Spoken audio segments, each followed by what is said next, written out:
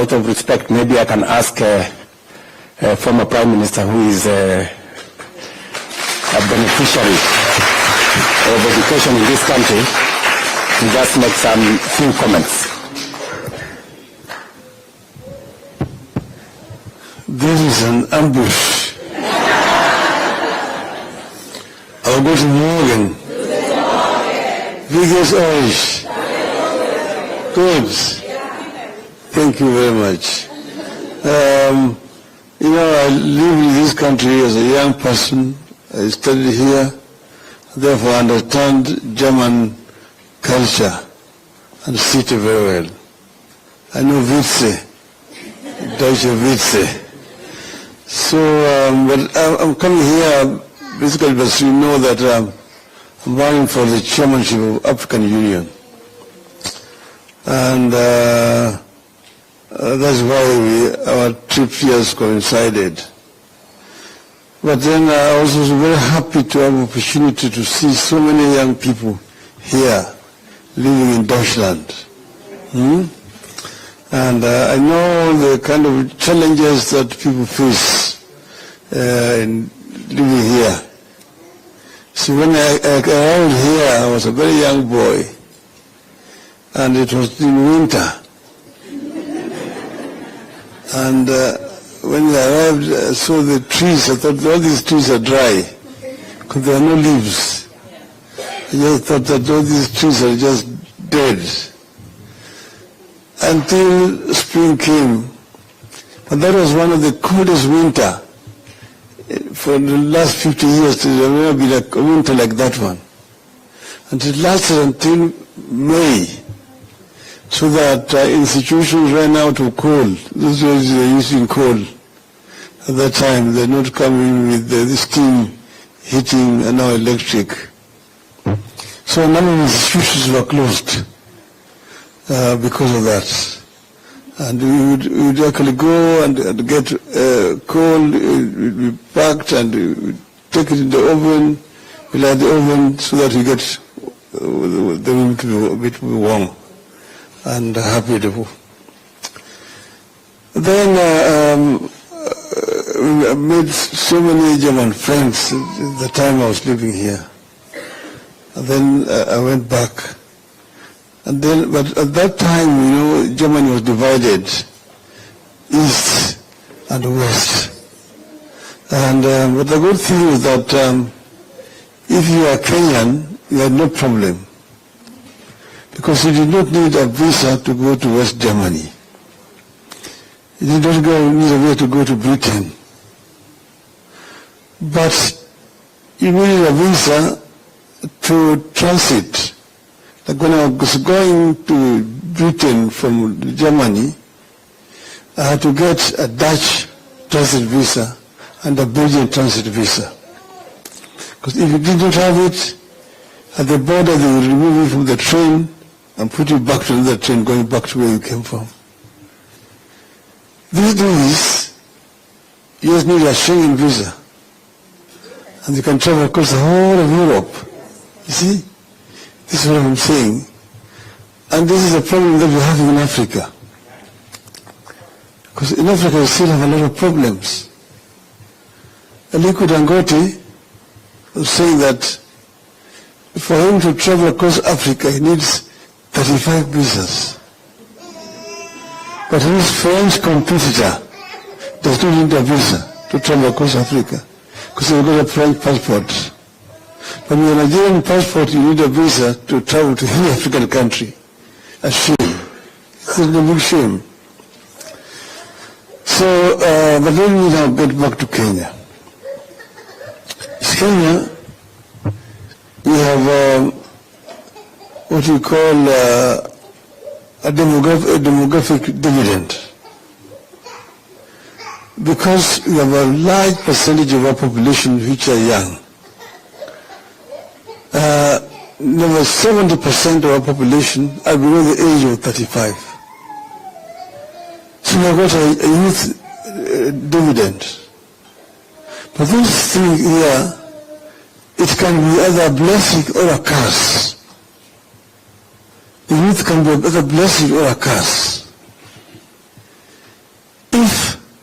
you don't empower them through opportunities for education to acquire skills, they become basically failures. They become delinquents, drug addicts, criminals. So they're basically a burden to society. But if you impart skills on these youths, so that they are able to do work here and there, then they become a motive force for development. That's why we all the time laid a lot of emphasis on education, from ECD through primary to secondary to university education. So you're here, and you're here and you're working because you got the education opportunity to learn. But see, what we are having in Africa again is lack of opportunities. Lack of opportunities to employ these youth. I mentioned the other day that it's a shame that currently we find African children drowning in the Mediterranean, trying to reach Europe. To them is a greener pastures. They are escaping poverty. They are escaping lack of employment back on the continent of Africa. This is a shame. We need to create a enabling environment for these youth to be able to get employment in Africa. But that doesn't mean that it must only work for companies in Africa. That's why the reason why I'm very happy that we are talking about people living in Kenya and working for companies in Germany. And this agreement that has just been signed here between us, that Kenyans can work for German corporations when they're living there in Kenya. Okay? And then, so, in other words, instead of these people exporting labor to Africa, we are the ones who are now exporting labor where? Here. Because you see, whereas we have a youth dividends, these people have got a youth deficit here. It's an aging society. It's an aging society. You have a situation where you've got an inverted pyramid. The base is up. The down here it's smaller. You've got a smaller population carrying the bigger population. The pensioners are more than the working population. Here in this course, kwa nini? Hawataki kuzaa. Hawajui kuzaa siku hizi. Geni wanaume wanaingiana na wanaume wenzao. Na kina mama vile vile hawataki. Wanakaa na wanaume peke yao. Sijapinga hii mambo hii ya ushoga, lakini sijaunga mkono vile vile.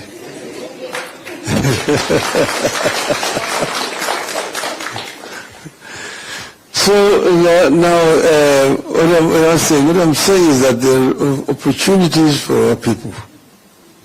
And that's why I'm so happy that the government has signed an agreement here with the government of Germany, so that our people who are living here can live and work here properly without exploitation. This is very, very important, because this is an agreement that is signed between this government and many other governments in Europe. In fact, EU has got regulations about mobility of labor and how this, those women migrating from one country to another country are to be treated. So this is what we want also to happen to our people, our Kenyan people, so that Kenyans who live out here feel protected and they cannot be exploited by anybody. So I'm going to the AJAABU if I'm like to be employed to go and work for Africa, to ensure that we can be able to create a new environment for Africa to grow. First, we want to promote inter-African trade, because Africans are spending too much time looking for markets for their goods, and they've been sometimes offered very unequal terms. But yet there's a market in Africa that they can use to market those goods. Second, we don't want Africa to remain just a supplier of raw materials for the industrial West. We want to have value addition taking place within Africa itself, so that we can create employment for our people in Africa. Africa is the richest continent in the planet Earth in terms of raw materials. All the industrial raw materials that are being used in these countries, most of them come from Africa. Africa was the origin of iron and steel manufacturing. The first mankind to use iron tools was in Africa. Africa made iron before the Europeans. When the Europeans were still in the Stone Age, Africans were already using iron at that time.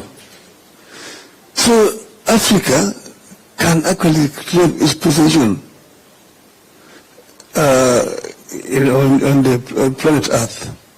It's a paradox that the richest in resources is the poorest in terms of living conditions of these people. So we must change this. So inter-African trade. The other one is the issue of climate change. Climate change is a major challenge. You can see how the Africans living now between drought and floods. That's how we live now in Kenya. Mafuriko, pande nyingine ukame na njaa yote inakuja na hiyo yote. Lakini Africa itself is not the offender. The offense is coming from here. You guys are fortunate to have come here when now they are cleaning the environment a little. When I used to live here in Europe, in Germany, if you wash your clothes and hang it there in the window, it's a hot clothes, tomorrow it will be brown. Because the air was all polluted with, and that's a waste. So this place, they are all burning, coal and diesel and so on and so forth. So the people who have actually polluted the environment are here. But Africa is a victim. And Africa therefore needs to get proper compensation for what it's doing. Because we are also have one of the biggest carbon sinks in the world that helps remove carbon from the environment. That is another issue that we want to deal with when we go there. The issues of health, the issues of security, the issues of education, and so on and so forth. So this is why I say that let me take leave from Kenyan politics, ili nifanye siasa huko Afrika.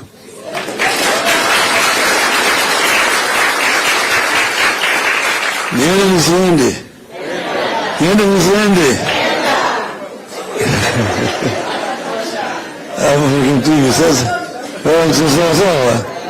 Okay.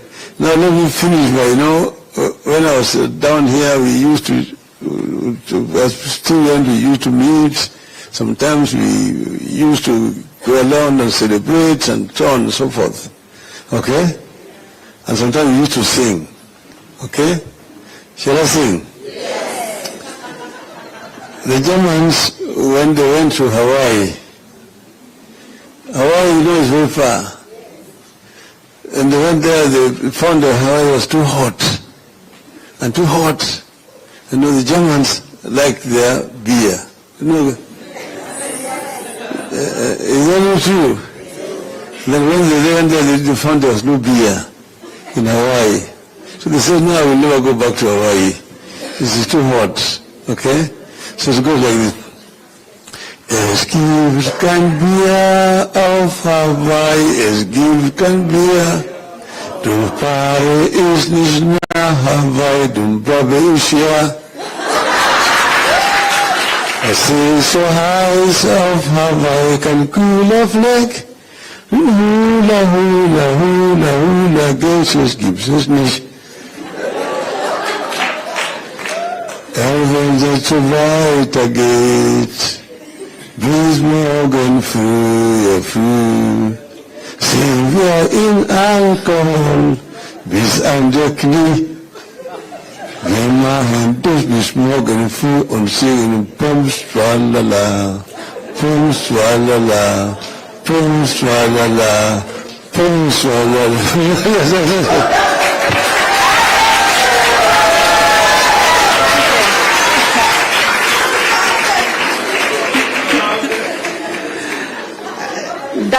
Danke schön, Baba. Danke. Your Excellency, if you permit me 1 minute. Thank you very much for squeezing time out of your busy schedule to meet our diaspora family. As your diplomats here in the diaspora, when we come, we are part of this family. Yesterday they came from all over Germany to listen to you. And I'm happy that this could happen today. They are here from Bonn, Stuttgart, Mainz, Frankfurt, Bremen, all the cities, Bayern. They are from all over Germany. Thank you very much, Cologne. And we are very happy that we could have this moment. And they are also from various professions making a contribution.